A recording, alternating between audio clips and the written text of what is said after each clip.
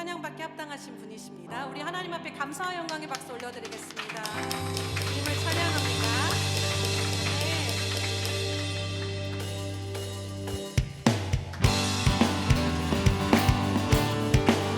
우리 다 같이 박수 치면서 영원한 왕이 되시는 예수님을 찬양하며 나아갑시다.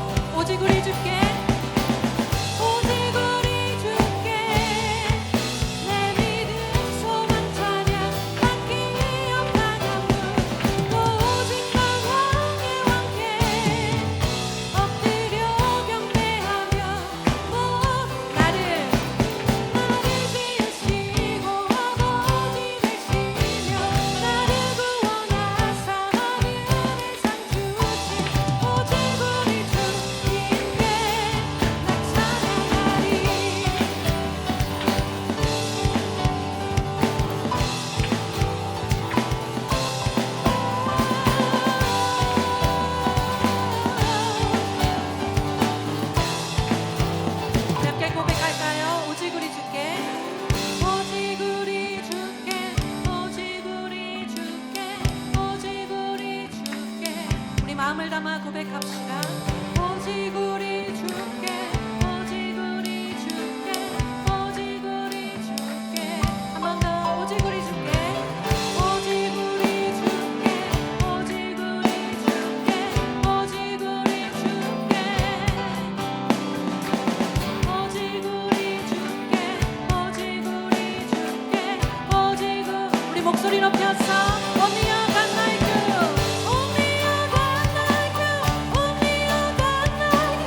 Only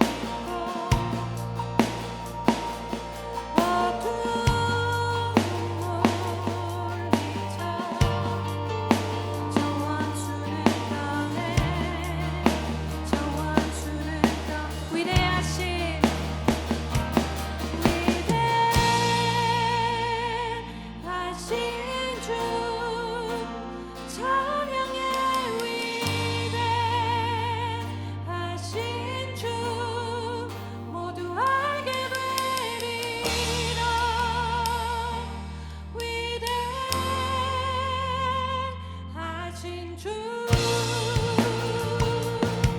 아멘.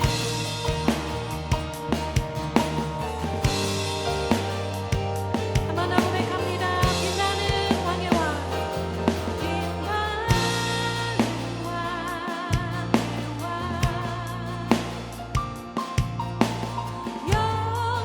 영광의 주님 온 땅 기뻐하라 온 땅 기뻐하라.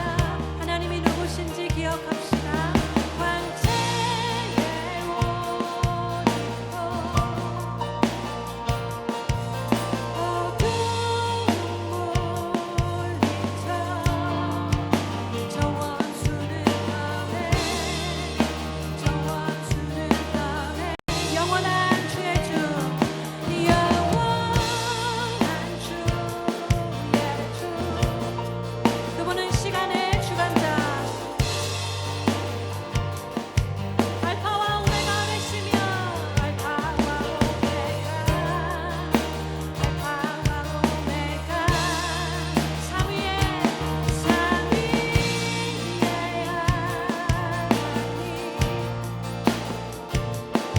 아바 성령 예수 사자와 어린 양 사자와 어린 양 위대하신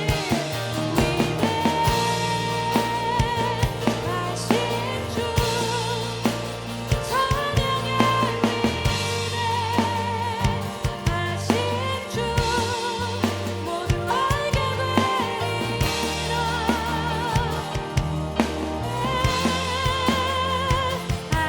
한 번 더 하나님이 누구이신지 선포합니다. 위대하신 주 위대하신 주 찬양의 위대하신 주 모두 알게 되리라.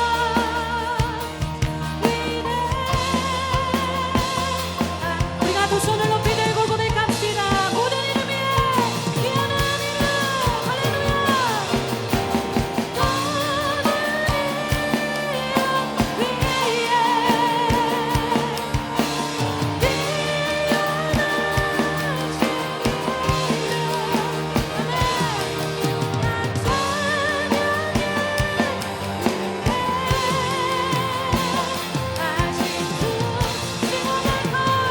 모든 이름 위에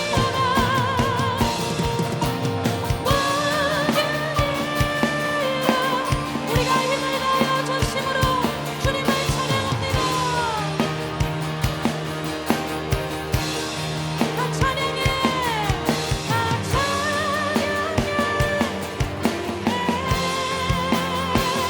하신 주 위대하신 주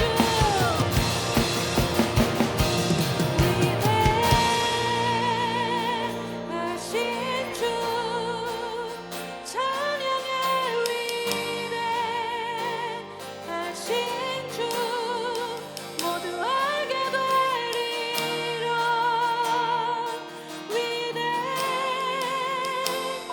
위대하신 우리가 이 캐나다 땅에 서서 온 열방을 향해 선포합니다. 위대하신 주 하나님이 캐나다 땅과 원주민들과 그 모든 지역 가운데서 하나님 높임을 받으소서. 하나님의 위대하심을 나타내소서. 모두 알게 되리라. 위대하신 주 모든 이름 위에 뛰어난 이름 아멘.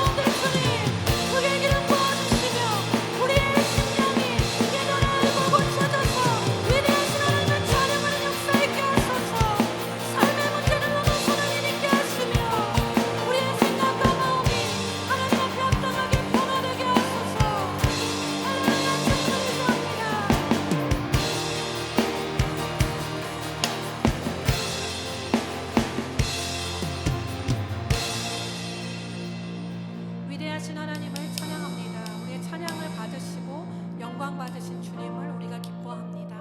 하나님, 오늘 예배 가운데 임재하신 하나님 더욱 사모합니다. 우리가 주님의 음성 듣길 소원하고 우리 마음과 영혼을 새롭게 하시는 하나님의 은혜를 경험하기 원합니다. 이 자리에 이미 임재하신 하나님을 찬양합니다. 주님을 믿습니다. 예수님의 이름으로 기도했습니다. 우리 하나님께 감사와 영광의 박수로 드립시다. 주님은 살아계십니다. 할렐루야. 주님의 이름을 높여드립니다. 아멘.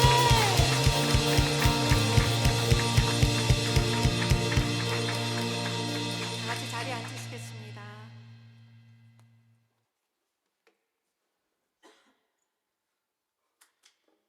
우리 한 번 더, 우리 은혜 가득한 마음으로 앞뒤에 계신 분, 좌우에 계신 분, 또 멀리에 계신 분들까지도 반갑습니다, 환영합니다 한번 인사 나눌까요? 네, 가스펠교회 주일 예배 함께하는 모든 분들을 환영하고 축복합니다. 네, 이번 주부터 이제 2025년, 2026년 새학기, 새학년을 시작합니다. 우리 이 자리에 새학기, 새학년 저는 이제 시작합니다 하는 분 있으면 한번 손 들어 주시겠어요? 네, 예상하지 못한 분들도 막 손을 드셔서 깜짝 놀랐습니다. 네, 우리 특별히 이번 한 주간 우리 새학기, 새학년을 맞이하는 우리 다음 세대 또 장년부 분들 안에도 계시는데 축복하며 기도하는 시간 되기를 소원합니다. 하나님의 은혜로 승리하는 한 해가 될 것을 믿습니다. 우리 특별히 그분들을 향해서 손을 펼치고 하나님의 은혜로 승리할 것을 믿습니다 고백해 주실까요? 하나님의 은혜로 승리할 것을 믿습니다. 아멘. 아멘. 믿고 싶습니다. 믿어합니다. 네, 우리 홉젠 모임이 이번 주 토요일 9월 6일에 훈련이 있습니다. 또 홉젠 정기 모임은 9월 둘째 주 토요일, 다음 주 토요일에 있겠습니다. 네, 오임 예배가 매주 화요일부터 금요일 오전 6시에 가스펠교회 유튜브 채널을 통해 송출됩니다. 하루의 시작을 말씀과 기도로 시작하시는 여러분 되시길 축복합니다. 서로 인사 나눌 때 말씀과 기도로, 말씀과 찬양으로 하루를 시작합시다. 고백할까요? 아멘. 네, NGC를 안내해 드립니다. 가스펠교회 정착하기 원하시는 분들 NGC 신청하시고 3주간의 교육을 받으시면 가스펠러로 함께 하실 수 있습니다. 이번 주간에 NGC 진행하도록 하겠습니다. 네, 서로 축복하는 시간인데요. 우리 손을 펼치시고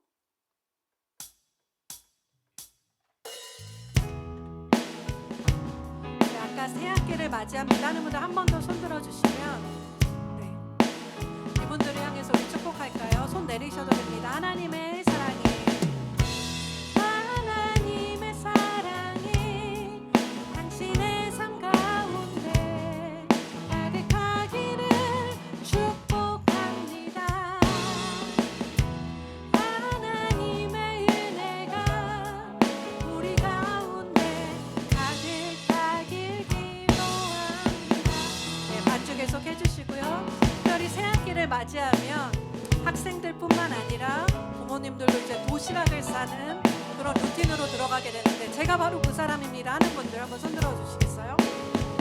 여기도 있습니다. 우리 장집사님도 계시고 우리 그분들을 격려하고 축복하면서 해낼 수 있습니다. 힘내세요. 이런 마음으로 축복할까요? 자기 도시락 싸가는 사람도 있는 것 같아요. 하나님의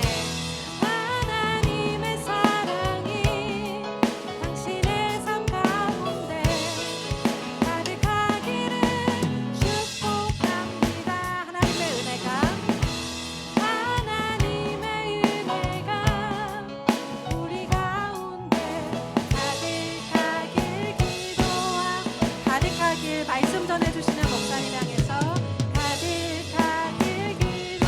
우리 예배팀을 향해 고백할까요? 가득하길 기도합니다. 하나님께 영광의 박수 드리겠습니다.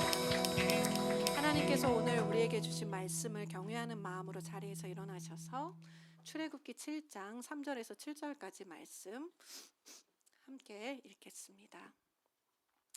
내가 바로의 마음을 완악하게 하고 내 표징과 내 이적을 애굽 땅에서 많이 행할 것이나 바로가 너희의 말을 듣지 아니할 터인즉 내가 내 손을 애굽에 뻗쳐 여러 큰 심판을 내리고 내 군대 내 백성 이스라엘 자손을 그 땅에서 인도하여 낼지라. 내가 내 손을 애굽 위에 펴서 이스라엘 자손을 그 땅에서 인도하여 낼 때에야 애굽 사람이 나를 여호와인 줄 알리라 하시매. 모세와 아론이 여호와께서 자기들에게 명령하신 대로 행하였더라. 그들이 바로에게 말할 때에 모세는 80세였고 아론은 83세였더라. 아멘. 하나님의 말씀입니다. 자리에 앉으시겠습니다. 정려한 목사님 나오셔서 은혜의 말씀 전해주시겠습니다.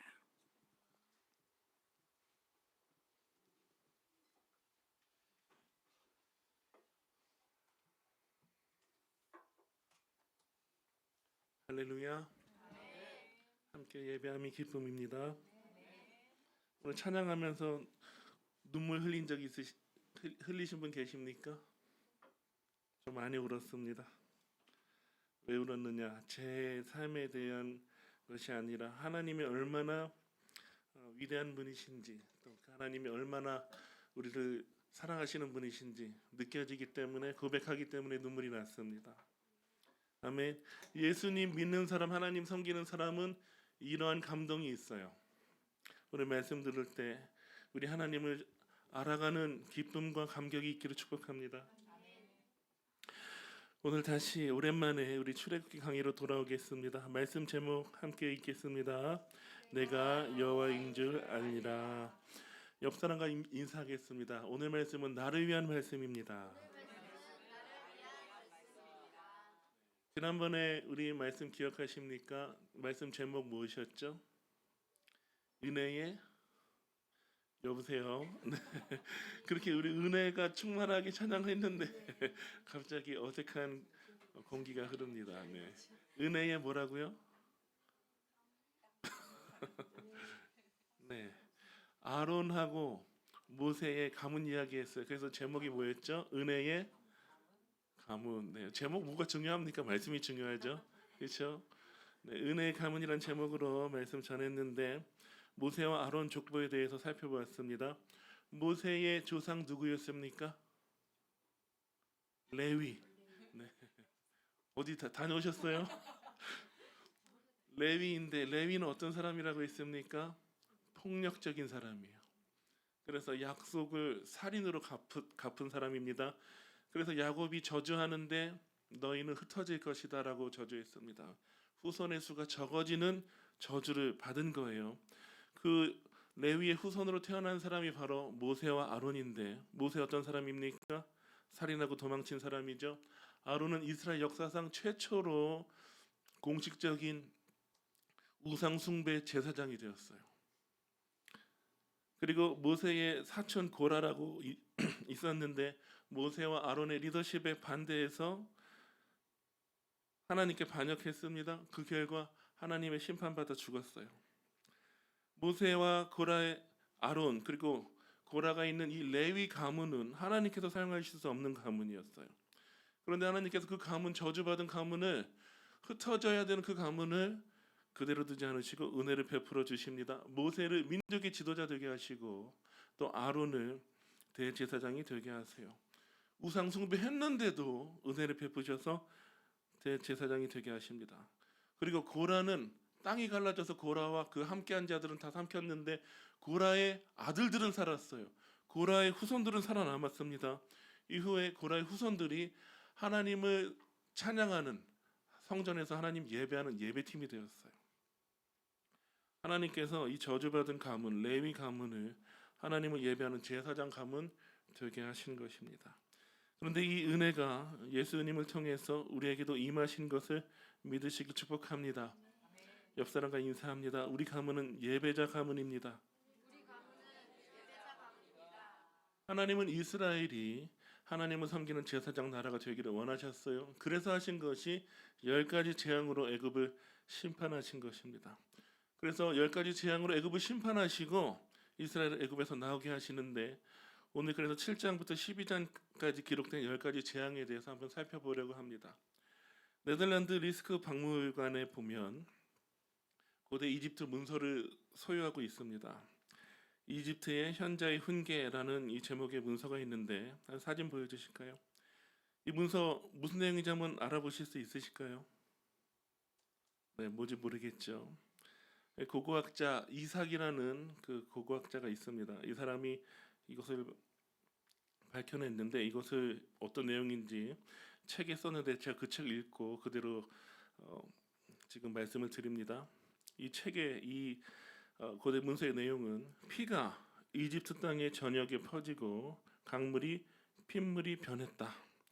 홍조리 발생으로 인해서 강물이 오염되었다. 물고기가 떼죽음을 당했다. 극심한 가뭄과 화산재로 인해서 기후가 변화되었다. 개구리떼가 출현했다. 그리고 집단 폐사됐다. 그리고 이가 대량으로 번식했고 파리떼가 창궐했다. 가축의 악질과 독종, 돌림병으로 인해서 대량 폐사되었다.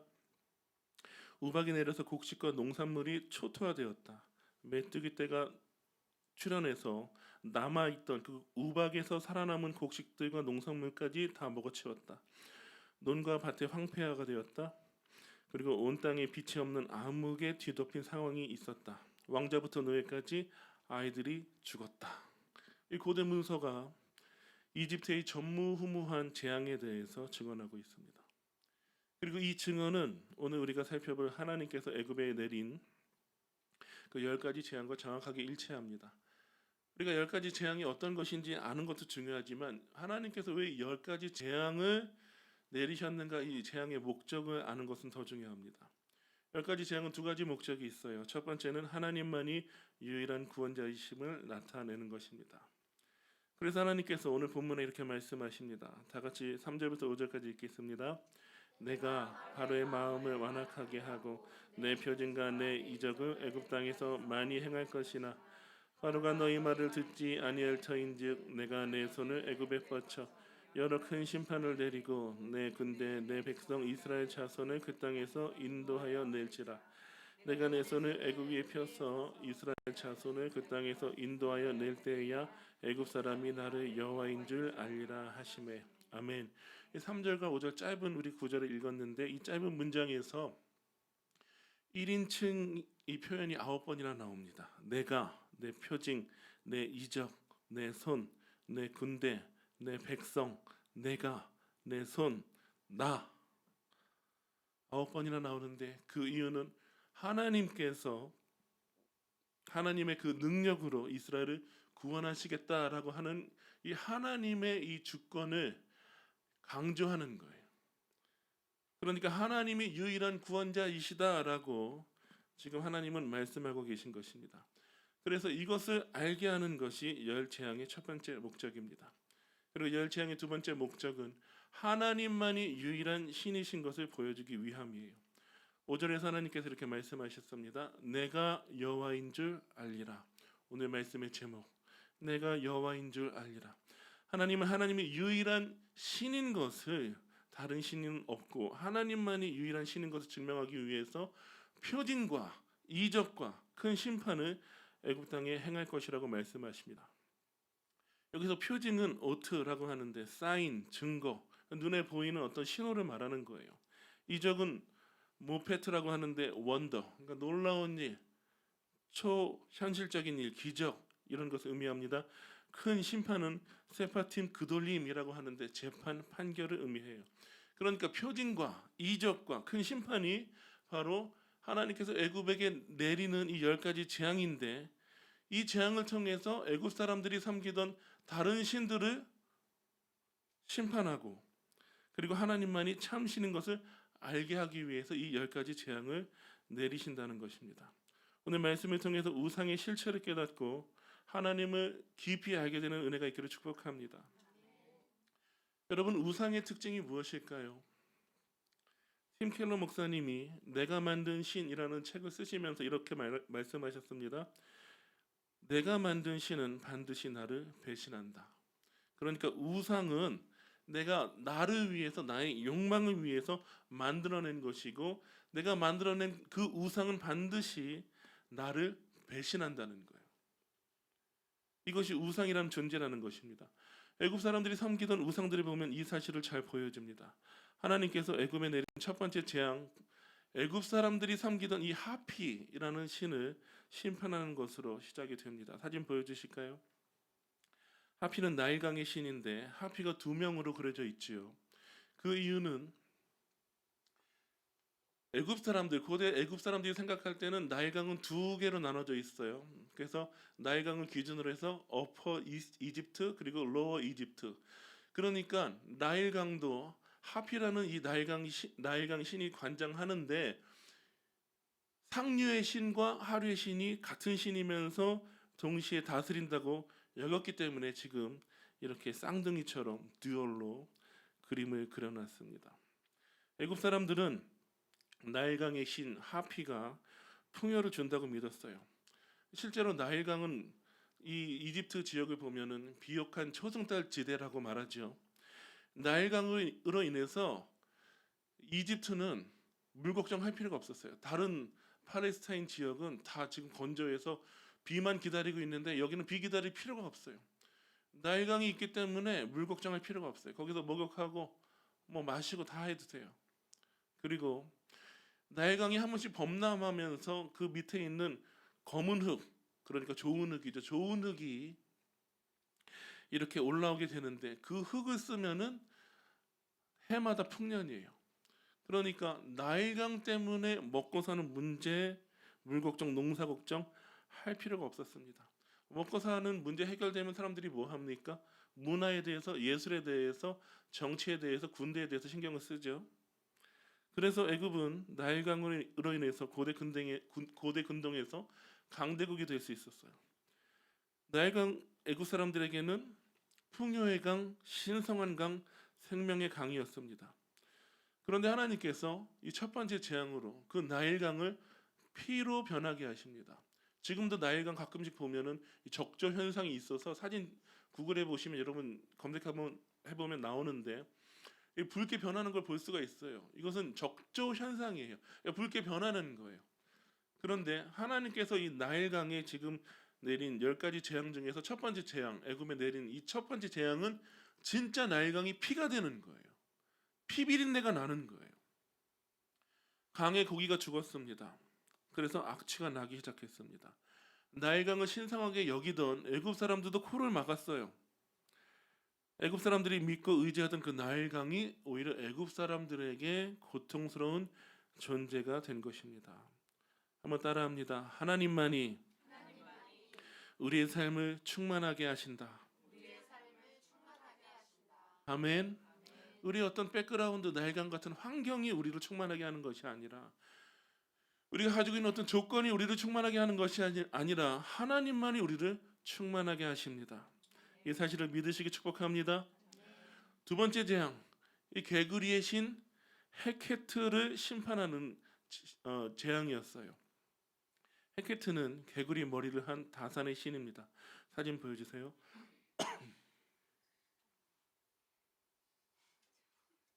귀엽죠? 왜 개구리를 섬겼을까요? 개구리 알 보신 적 있으신가요? 이렇게 수십 알이 이렇게 있잖아요. 애굽 사람들은 개구리가 알을 많이 낳듯이 개구리의 신 헤케트가 다산의 복을 준다고 믿었어요. 고대에는 이 다산이 신의 축복을 받은 사람, 소위 말해서 성공한 사람이에요. 그러니까 이 성공, 내가 이 땅에서 성공하는 것, 그것은 헤케트에게 달려있다. 개구리 신에게 달려있다. 다산의 신에게 달려있다라고 믿은 것입니다.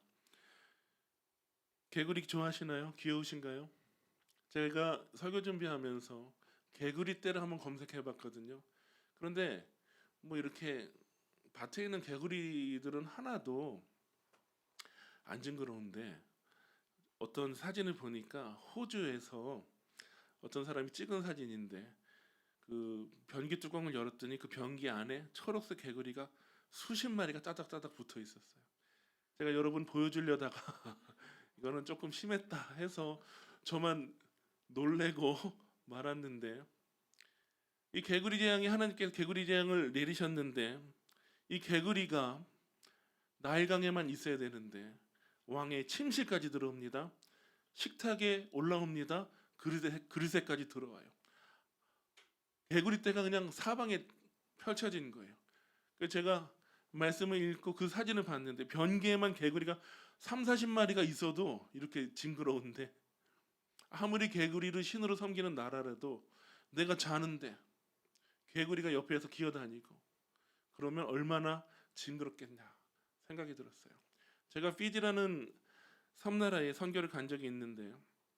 그 중에서 2주간은 아주 외딴 오지에 있었습니다. 화장실이 없고요. 그 전기가 없는 곳이었어요. 자고 있는데 누가 제 뺨을 때렸습니다. 정신 차려보니까 개구리가 밟고 지나간 거예요. 얼마나 놀랐는지 몰라요.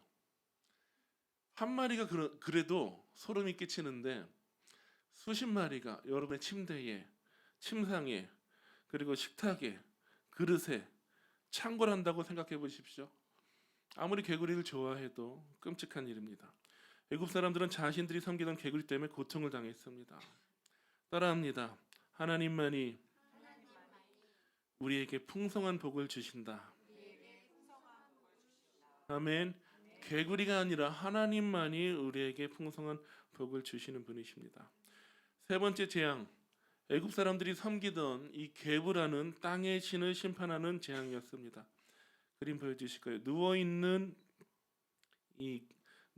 것이 바로 게브, 땅의 신입니다. 애굽은 땅이 곡식을 내는 것처럼 땅의 신 게브를 생명의 근원으로 여겼는데 하나님께서는 그 땅의 티끌을, 먼지를 이가 되게 하셨어요.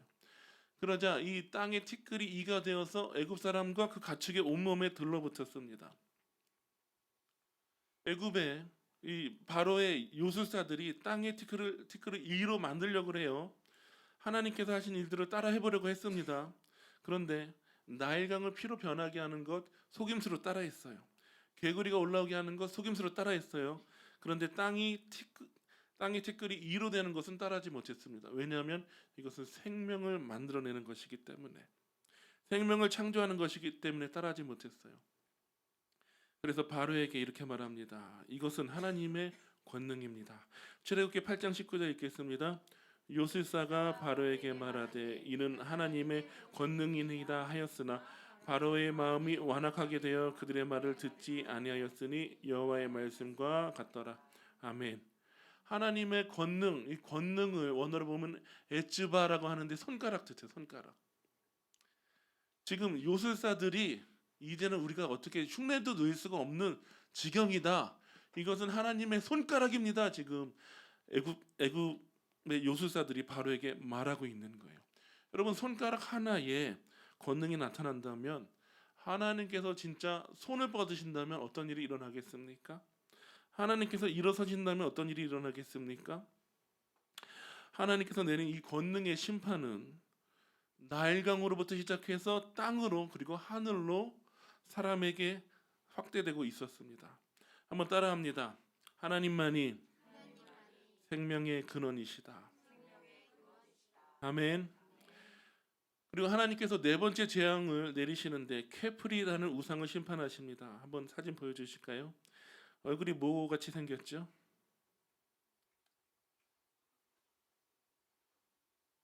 노안이 오셔서 잘 안 보실 수 있는데 쇳덩굴이에요. 애굽 사람들은 쇳덩굴이가 어떤 곤충이죠? 쇳덩을 밀어갖고 동그랗게 만들어갖고 가는 곤충이 있어요. 네, 처음 듣는 얘기처럼 이렇게 보시는데 애굽 사람들은 이 쇳덩굴이 숭배했는데, 케프리 신을 숭배했는데, 그 이유는 쇳덩굴이가 똥을 이렇게 동그랗게 굴려서 이동시키는 것을 보면서 케프리가, 이 쇳덩굴이 신이 이 태양을 이동시킨다라고 여겼습니다. 그리고 쇳덩굴이가 똥 속에 알을 넣어서 부화시키는 것처럼 케프리가 아침마다 태양을 부화시킨다고 믿었어요. 그래서 애굽 사람들은 케프리를 삶과 시간과 죽음을 관장하는 신으로 여겼습니다. 그래서 하나님께서 네 번째 재앙, 파리 재앙을 내리시는데 이 케프리를 심판하는 목적입니다. 출애굽기 8장 24절, 여호와께서 그와 같이 하시니 무수한 파리가 바로의 궁과 그의 신하의 집과 애굽 온 땅에 이르니 파리로 말미암아 그 땅이 황폐하게 되었더라. 여기서 무수하는 원어로 보면 아로브라고 하는데 이것은 믹스업, 그러니까 혼합된 거, 여러 종류를 의미해요. 우리가 생각하는 지파리는 결코 아닙니다. 다양한 해충들을 의미해요. 새똥구리, 모기, 파리. 우리 이번에 선교 갔더니 블랙프라이가 있죠. 만우 목사님 정수리를 물어서 어떻게 됐어요? 만우 목사님 머리가 혹이 났어요. 이 동네에 없는 그런 모기예요. 그런 파리예요. 제가 그 선교 기간에 한번 제 마음에 기도해야 되겠다 마음이 있어서 저녁에 다른 팀들은 다 지하에 있는데 저만 혼자 밖에 나왔어요. 그런데 선교 가보신 분들은 알겠지만 너무 많잖아요. 날파리, 하루살이, 블랙프라이 너무 많잖아요. 머리 위에 막 수십 마리가 있잖아요. 그래서 제가 전기파리채를 들고 나갔습니다. 전기파리채를 이렇게 하면서 기도했어요. 근데 폭죽이 터지더라고요. 머리 위에서 번쩍번쩍번쩍 퍼퍼퍽 터져. 나중에 저의 그런 모습을 보면서 저 멀리서 어떤 사람이 오더니 지금 너희 오늘 그 한국 음식 축제하는 거 끝났냐고. 멀리서 있는 사람이 이 번쩍번쩍하는 것을 보고 올 정도로 그렇게 파리가 많아요. 너무 힘들었어요. 그런데 애굽에 내린 이 파리 재앙은 사람들의 살을 뚫고 들어가서 알을 낳는 그런 파리도 있는 재앙이었어요. 그러니까 애굽 사람들이 삶과 죽음을 관장하던 이 쾌프리가 오히려 재앙의 도구가 된 거예요. 자기가 섬기던 이 쾌프리라는 우상이 애굽을 배신한 거예요. 하나님께서 이것을 보여주셨습니다. 한번 따라합니다. 하나님만이 우리의 삶과 죽음을 결정하신다. 아멘. 하나님이 너는 살아야 된다 이러면 결코 안 죽어요. 아멘. 아무리 건강해도요, 아무리 튼튼해도요, 너는 이제 그만 숨 쉬어라. 너 할 일 다 했다. 이러면 하나님 앞에 가야 되는 거예요. 하나님이 우리 인생의 주관자이십니다. 애굽의 다섯 번째 재앙이 내려집니다. 이 재앙은 애굽 사람들이 숭배하던 하토르를 심판하는 것입니다. 사진 보여주실까요? 여러분 보실 때에 오른쪽에 있는 이 그림이 하토르입니다. 황소 뿔을 가지고 있고 그 뿔 사이에 태양을 모시고 있어요. 하토르는 머리가 황소 형상으로 황소 뿔을 가진 신인데 가축을 주관하는 신 그리고 행복을 주관하는 신으로 숭배되었습니다. 사람들은 가축을 통해서 농사를 짓고 그리고 또 이 가축을 통해서 또 풍요로움을 얻었기 때문에 행복을 준다라고 여겼습니다. 하토르를 그래서 섬긴 거예요. 그런데 하나님께서 이 다섯 번째 재앙, 이 가축들에게 임하는 이 돌림병을 내리십니다. 애굽 사람들이 신성하게 여기던 소를 비롯해서 모든 가축들이 다 죽었어요. 하나님은 황소가 아니라 하나님께서 참된 행복을 주신다는 것을 알게 하신 것입니다.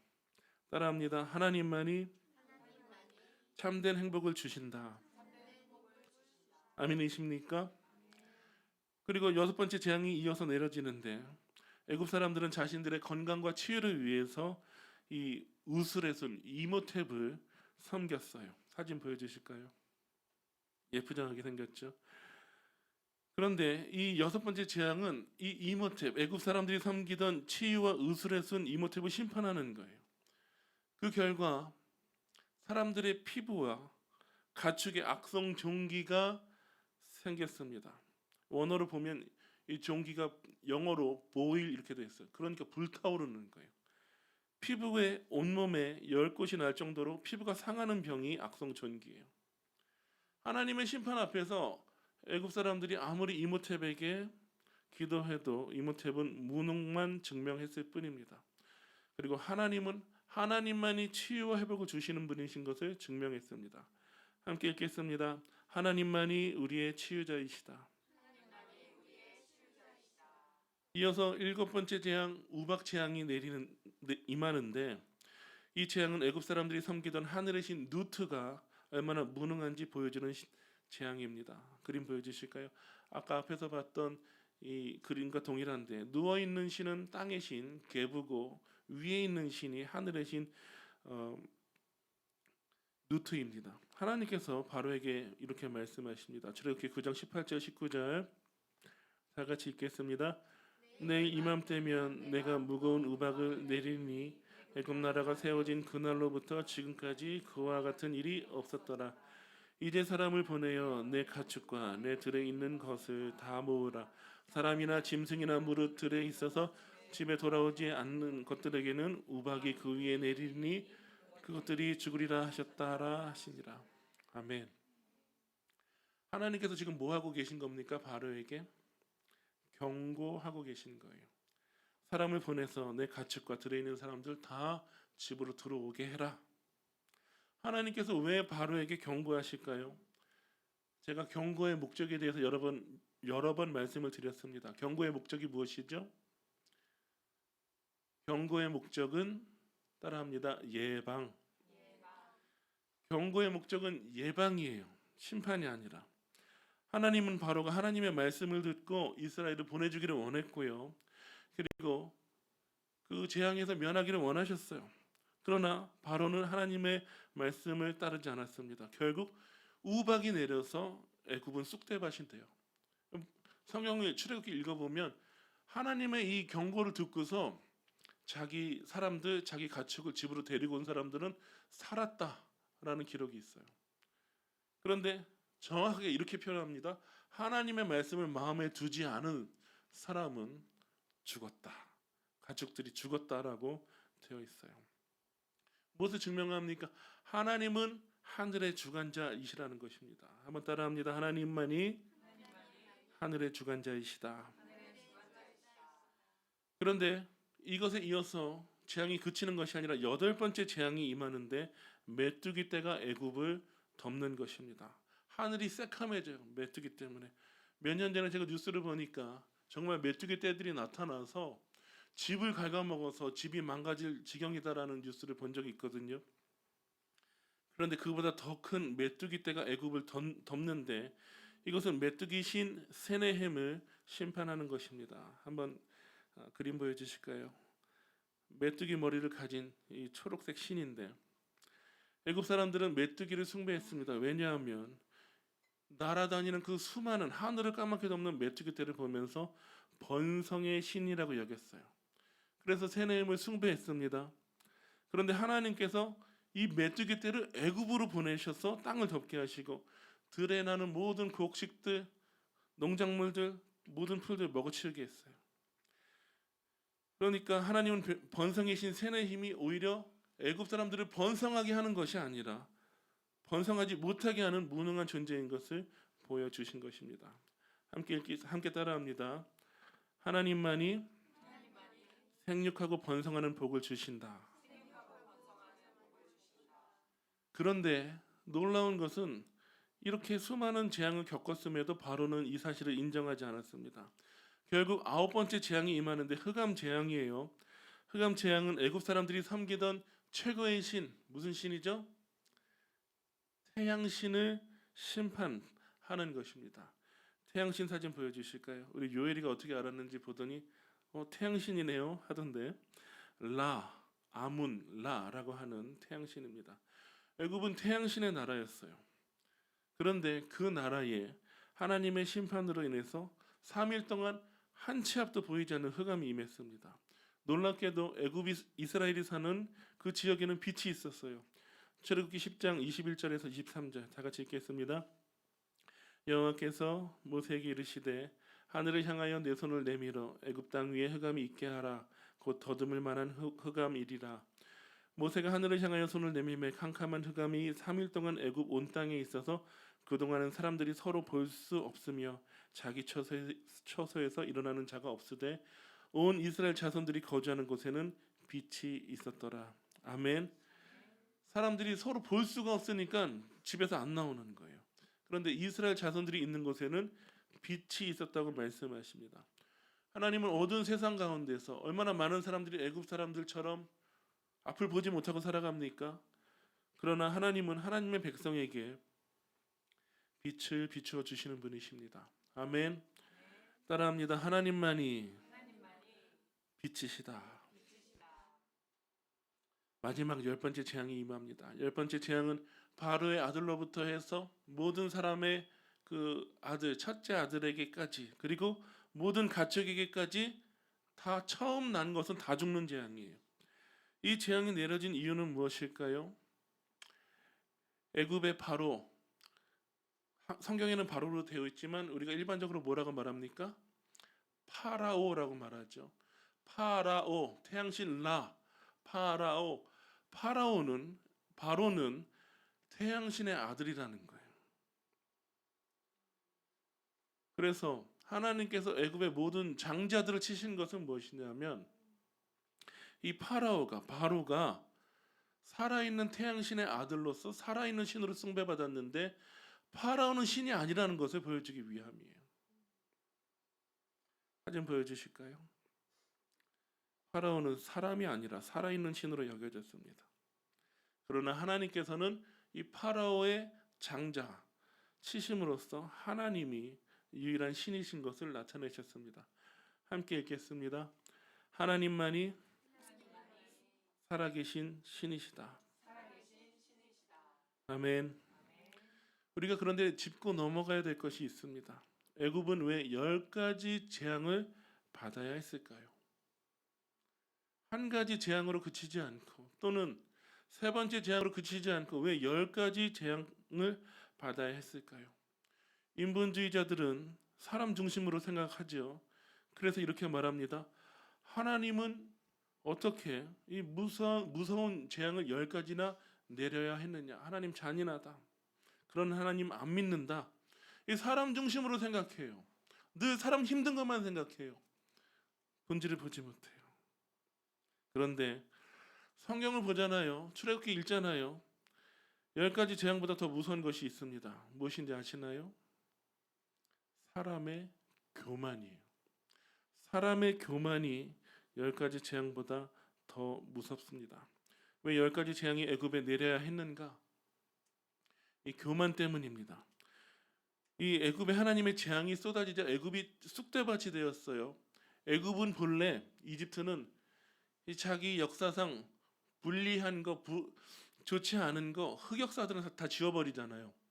그런데 아까 우리가 보았던 그 문서처럼 이런 기록이 남겨진다는 것은 무엇이냐면 전무후무한 사건이기 때문에 기록이 남겨진 거예요. 하나님의 재앙이 애굽에 쏟아지자 애굽이 쑥대밭이 되었어요. 그래서 당시에 바로의 신하가 바로에게 이렇게 말합니다. 왕이여, 지금 우리나라 망한 거 안 보이십니까? 한번 읽어보겠습니다. 출애굽기 10장 7절 다 같이 읽겠습니다. 바로의 신하들이 그에게 말하되 어느 때까지 이 사람이 우리의 함정이 되리이까? 그 사람들을 보내어 그들의 하나님 여호와를 섬기게 하소서. 왕은 아직도 애굽이 망한 줄을 알지 못하시나이까 하고. 앞에서도 말씀드렸지만 바로는 태양신의 아들이기 때문에 그의 말은 곧 신의 말이에요. 그런데 지금 나라가 망해가니까 이 애굽의 신하들이 바로의 신하들이 뭐라고 말하냐면 왕이여 지금 뉴스 안 보셨습니까? 지금 나라 돌아가는 거 안 보이십니까? 망하고 있습니다. 지금 우리나라 망하고 있어요. 이렇게 말하는 거예요. 그런데 놀랍게도 바로는 애굽이 망한 것이 안 보였어요. 왜요? 교만했기 때문입니다. 하나님께서 바로에게 이렇게 말씀하셨습니다. 내가 여전히 내 백성 앞에 교만하여 그들을 보내지 아니하느냐. 그렇게 나라가 초토화가 되는데도 왜 이스라엘 사람들을 하나님의 명령대로 예배하러 보내주지 않느냐? 교만하기 때문이에요. 여러분, 교만은 사람의 눈을 가립니다. 그래서 인생이 망해가도, 영혼이 죽어가도, 가정이 망해가도 다른 사람 다 아는데 나는 몰라요. 얼마나 큰 비극입니까? 지금 신하들은 지금 애굽이 망해가는 게 다 보여요. 바로는 못 봐요. 왜? 교만하기 때문입니다. 그래서 바로는 회개하지 않아요. 결국 10번째 재앙까지 받게 됩니다. 잠언에서 말하는 것처럼 교만은 패망의 선봉이에요. 이 교만의 중심에 바로가 있었습니다. 바로는 상징하는 것이 있어요. 자기 자신을 믿고 의지하는 삶, 자신을 신으로 우상으로 섬기는 삶을 상징해요. 그래서 애굽에는 온갖 신이 다 있거든요. 그런데 한 가지 없는 신이 있어요. 무엇인지 아시나요? 별의별 오늘 10가지 이 재앙에서 나온 신들 말고 별의별 신들이 다 있어요. 그런데 없는 신이 하나 있습니다. 비의 신이 없어요. 왜냐하면 애굽은 나일강을 의지하고 나일강이 있기 때문에 비를 의지하지 않은 거예요. 이와 같이 이 나일강을 의지하는 사람들이 지금도 있어요. 현대판 애굽 신앙으로 살아가는 사람들이 있습니다. 자기 힘으로 사는 사람들, 자기 능력을 의지하는 사람들, 바로 현대판 애굽 신앙으로 사는 인생입니다. 얼마나 많은 사람이 바로처럼 살아갑니까? 자기 죄는 보지 못해요. 자기 죄를 보지 못하는 교만한 사람의 특징은 늘 내 탓이 아니라 내 탓이에요. 남 탓이에요. 그래서 회개하지 않아요. 자기가 망하는 걸 몰라요. 다른 사람 탓합니다. 그리고 완악한 마음으로 회개하지 않아요. 그 인생을 대표하는 것이 오늘 본문의 바로입니다.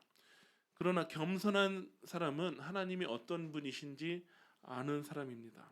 그리고 하나님을 알기 때문에 하나님을 의지하고 하나님을 예배합니다.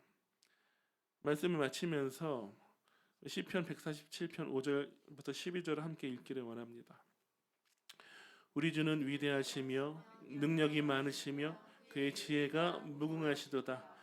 여호와께서 겸손한 자들은 붙드시고 악인들은 땅에 엎드러 들이시는도다. 감사함으로 여호와께 노래하며 수금으로 하나님께 찬양할지어다. 그가 구름으로 하늘을 덮으시며 땅을 위하여 비를 준비하시며 산에 풀이 자라게 하시며 들짐승과 우는 까마귀 새끼에게 먹을 것을 주시는도다. 여호와는 말의 힘이 세다 하여 기뻐하지 아니하시며 사람의 다리가 억세다 하여 기뻐하지 아니하시고 여호와는 자기를 경외하는 자들과 그의 인자하심을 바라는 자들을 기뻐하시는도다.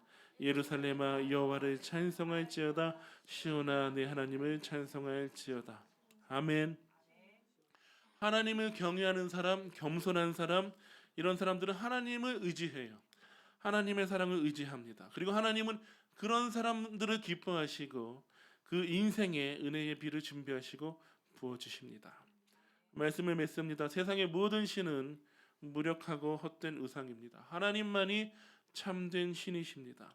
하나님은 10가지 재앙을 통해서 하나님이 어떤 분이신지 증명하셨어요. 우리는 나일강이나 자기 자신을 의지했던 바로처럼 자기 배경과 자기 능력을 의지하지 않는 사람들입니다. 우리는 위대하시며 능력이 많으시며 지혜가 무궁하신 하나님을 예배하는 하나님의 예배자들, 하나님의 자녀들입니다. 우리를 붙드시고 우리에게 은혜의 비를 주시는 하나님만 의지하는 인생 되기를 원합니다. 우리 교회가 하나님이 어떤 분이신지 알고 하나님만 예배하는 교회 되기를 주님의 이름으로 축원합니다. 기도합니다. 하나님 감사합니다. 말씀 통해서 하나님이 얼마나 위대한 분이신지, 하나님이 어떤 분이신지 알게 하시니 감사합니다. 내가 믿고 의지했던 나의 능력과 머리와 나의 계산과 인생 경험과 나의 철학을 의지하지 않게 하여 주시고 하나님만 의지하는 인생 되게 하여 주시옵소서. 세상 사람들과 같이 앞을 보지 못하고 자기가 망해가는 것을 보지 못하는 인생에 머물지 않게 하여 주시고 빛 가운데 거하며 하나님을 예배하며 하나님께서 부어주시는 은혜의 비를 날마다 경험하는 인생 되게 하여 주시옵소서. 감사하며 복되신 구주 예수 이름으로 기도합니다. 함께 일어나서 찬양하고 기도합니다.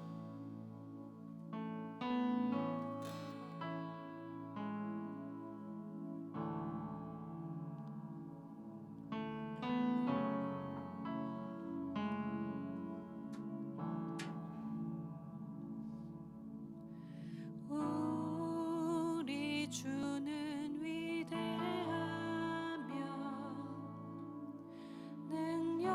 능력이 많으시도다. 그의 지혜 무궁하며 인자는 영원하도다. 상한 자들 고치시며 고치시며 상처를 싸매시도다. 별들의 수를 세시며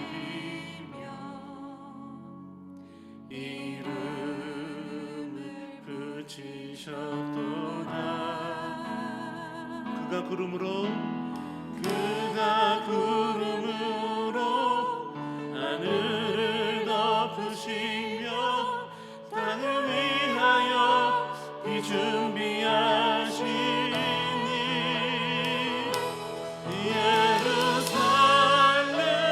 예루살렘아 여호와를 찬송할지어다. 내 하나님을 감사함으로 그 앞에 나가며 주 임재 앞에 경배해.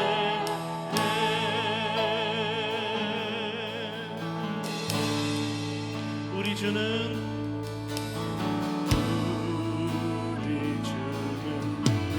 위대하며 능력이 많으시고 그의 지혜 무궁하며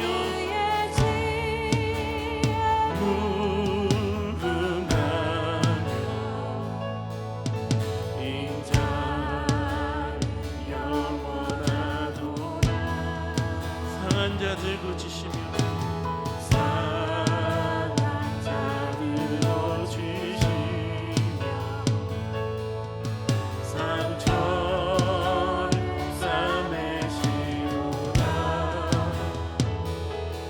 별들의 수를 세시며 이름을 붙이셨도다. 두 손 높이 들고 그가 구름으로 하늘을 덮으시며 땅을 위하여 비 준비하시니 한 번 더 그가 구름으로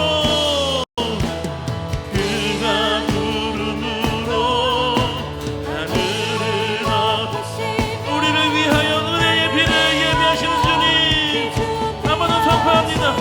그가 구름으로 우리는 날감을 의지하지 않습니다. 우리는 은혜의 비를 주시는 하나님을 의지합니다. 예루살렘아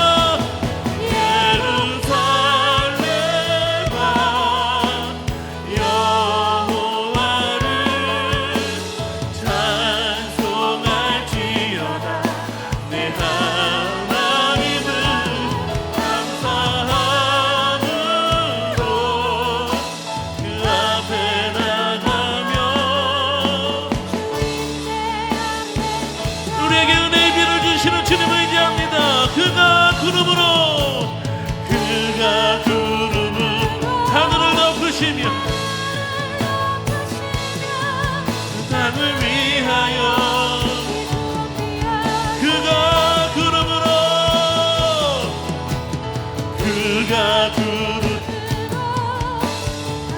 우리의 인생을 위하여 은혜의 비를 예비하십니다. 할렐루야. 가슴에게 목소리 높여 예루살렘아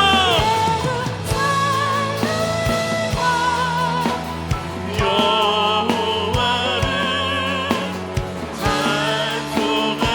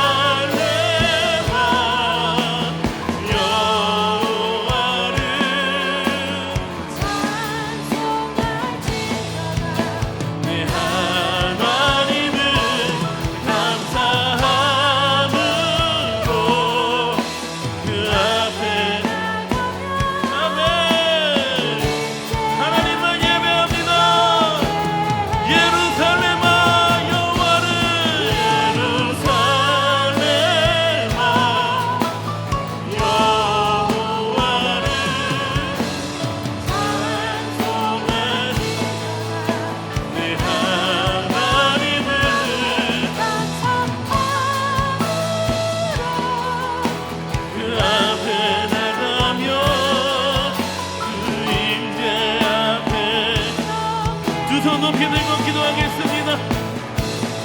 하나님, 세상 사람들처럼 이 땅에 있는 것 나에게 의지하지 않고 내게 속한 것 의지하지 않고 은혜의 비를 주시는 하나님만 의지하는 인생 되게 하여 주시옵소서. 하나님만 의지하는 인생 되게 하여 주시옵소서. 주여 한번 해주시고 기도합니다. 주여. 아멘 아멘 아멘. 이른 비와 늦은 비로 우리의 삶을 채워주시는 하나님, 그 하나님을 바라며 하나님을 의지하며 하나님만 예배하는 영적 이스라엘로 살게 하여 주시옵소서. 애굽 신앙에서 벗어나서 땅에 있는 것을 의지하는 인생에서 벗어나서 하늘의 하나님만 의지하는 인생 되게 하여 주시옵소서. 아멘. 주님 할렐루야. 아멘.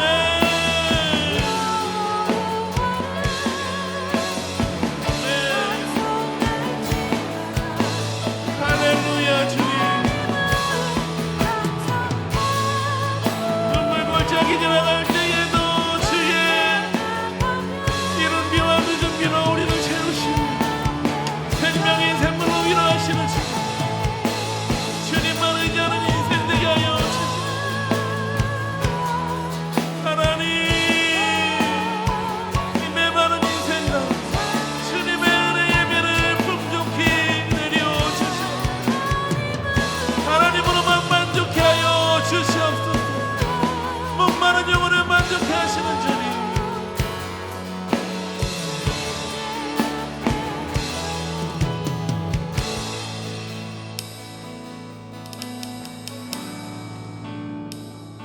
한 번 더 기도합니다. 우리 가정을 위해서 기도하기 원합니다. 우리 가정 한 사람 한 사람이 바로처럼 자기 자신만 믿고 자기 자신만 의지하는 그런 가정 없게 하여 주시고 오직 하나님만 의지하며 하나님께 순종하며 하나님만 섬기는 가정 되게 하여 주시옵소서. 세상의 것들에 묶인 인생이 아니라 세상의 것들을 자랑하는 가정이 아니라 썩어지는 것들을 쫓는 가정이 아니라 영원하신 하나님 만족해 하시며 행복을 주시며 기쁨을 주시며 생명을 주시며 비를 주시는 하나님만 섬기는 우리 가정 되게 하여 주시옵소서. 우리 가정 안에 있는 모든 우상들은 무너지게 하여 주시고 하나님만이 우리 가정 가운데 높임 받게 하여 주시옵소서. 가정 위에서 주여 한번 해주시고 기도합니다. 주여.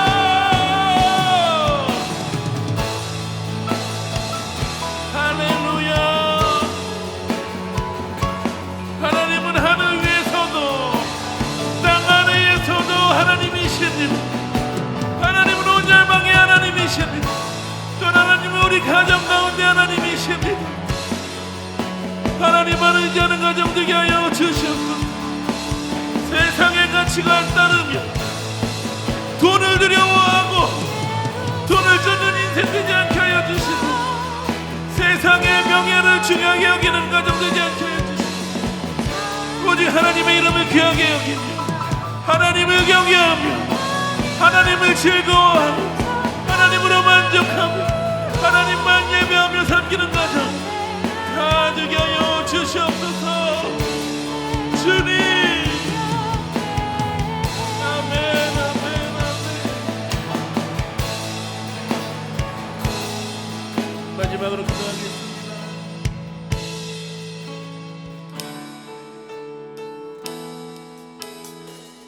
세상을 보면 모든 사람들이 다 자기가 만들어 놓은 신을 향하여 숭배하며 순종하며 살아가고 있습니다.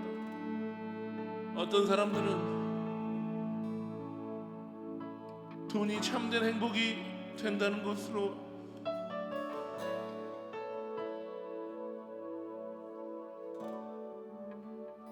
착각하고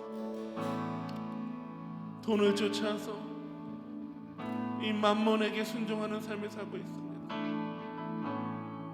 어떤 사람은 자녀가 우상이 돼서 자녀에게 인생의 목적을 두고 살아가는 사람들도 있습니다. 어떤 사람은 자기의 행복과 자기의 성공을 위해서 쾌락을 쫓으며 하나님의 마음을 헤아리지 않고 자기 자신에게 집중된 삶을 살고 있습니다. 그러나 하나님, 여기 모인 우리는, 이 예배 함께하고 있는 모든 사람들은 하나님만 섬기는 예배자가 되게 하여 주시옵소서. 특별히 우리 교회가 현대판 애굽 신앙으로 헛된 것을 쫓고 있는 이 시대 가운데 살아계신 하나님, 하늘의 하나님, 참된 복을 주시는 하나님, 생명을 주시는 하나님, 주관자 하나님, 창조자 하나님, 그 하나님만 섬기며 예배하는 교회로, 그 하나님의 살아계심을 온 땅 가운데 증거하는 교회로, 예배 공동체로 서게 하여 주시옵소서. 우리 교회가 하나님만 예배하며 하나님만 전파하는 교회 되게 하여 주시옵소서. 주여 한번 외치시고 교회 위에 기도합니다. 주여,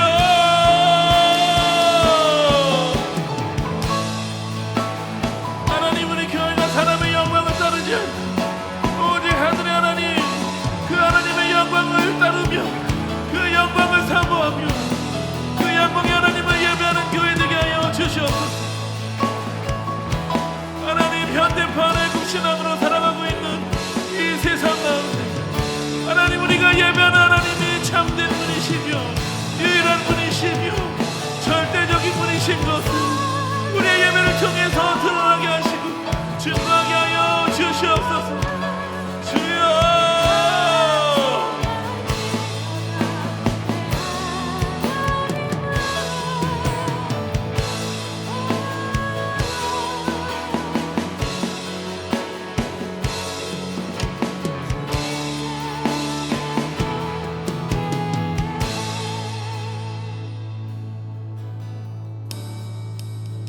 하나님 아버지 감사합니다.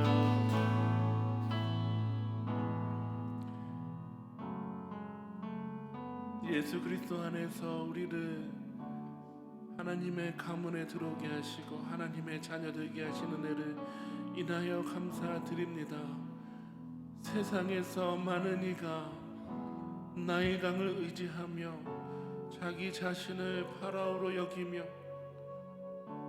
자기 자신을 숭배하고 살아가고 있습니다. 그러나 우리는 하나님만을 섬기게 하시니, 하나님만을 의지하게 하시니, 하나님만 예배하게 하시니 무한한 감사와 찬송을 올려드립니다. 우리 가정이 하나님만 예배하는 가정 되게 하여 주시옵소서. 우리 교회가 하나님만 예배하는 교회 되게 하여 주셔서 온 세상 가운데 하나님만이 참된 하나님이시며 살아계신 신이신 것을 증거하고 전파하고 선교하는 교회 되게 하여 주시옵소서. 그렇게 하실 주님을 찬양하며 모든 영광 올려드리며 복되신 구주 예수님의 이름으로 기도합니다. 아멘.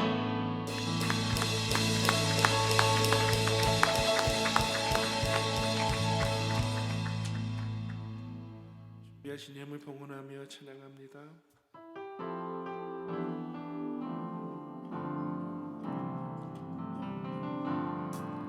나의 피난처 예수 의지해요. 나의 피난처 예수 의지해요. 나의 가는 길에 거센 바람 몰아쳐와도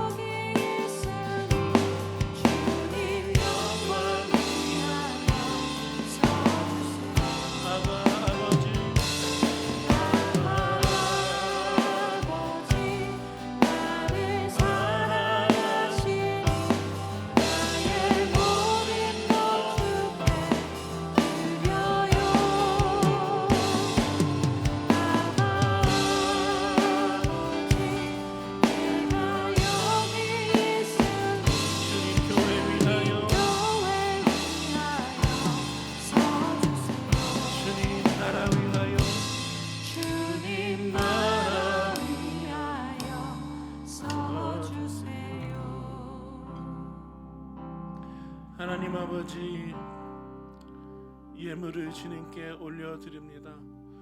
또 우리의 몸과 마음을 주님이 기뻐하시는 거룩한 산 제물로 올려드립니다. 우리에게 있는 모든 것을 나의 소유로 고백하지 않고 하나님의 소유로 고백하며 하나님께 자원하여 기쁨으로 올려드리오니 받아 주시옵소서. 하나님, 이 시간 하나님의 은혜를 의지하여 기도합니다. 우리 공동체 안에 몸과 마음이 연약한 지체들이 있습니다. 하늘의 문을 열어주셔서 하나님 예비하신 그 은혜의 피로 그 가정 가운데, 그 인생 가운데, 그 산업 가운데 흡족하게 내려주시옵소서. 하나님이 예비하신 은혜를 경험케 하여 주시고 몸과 마음의 질병으로부터 자유 얻게 하여 주시옵소서. 온전케 하여 주시고 깨끗게 하여 주시옵소서. 축복하며 감사하며 붙드신 구주 예수님의 이름으로 기도합니다. 지금은 우리 주 예수 그리스도의 은혜와 하나님 아버지의 변함없는 사랑과 우리 가운데 살아 역사하시는 성령님의 능력이 나의 강을 의지하지 않고 우리 메마른 땅에 연약한 인생 가운데 은혜의 비를 예비하시며 풍성하게 흡족하게 내려주시는 그 하나님을 의지하고 그 하나님만 예배하기로 결단하는 가스펠교회 모든 권속들과 예배 함께하는 모든 영혼들 위해 이제부터 영원토록 함께 계시기를 간절히 축원합나이다. 아멘.